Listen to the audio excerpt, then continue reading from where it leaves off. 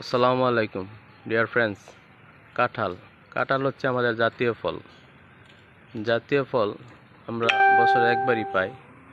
তা অবশ্য দেখতে ভালো এবং এটা সুস্বাদু, অর্গানিক ফল। কোনো ফরমালিন নাই, অর্গানিকভাবে তৈরি হয়, কোনো সার নাই, কোনো বাজে কোনো মিশ্রণ নাই।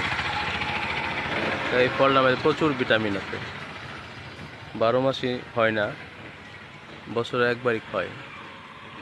তাই কাঁঠালকে পছন্দ করুন, কাঁঠালকে সবাই চয়েস করুন। বছরে একবার হয়, এটা আপনারা খাইতে পারেন। এটা একদমই ফরমালিন মুক্ত, অর্গানিক।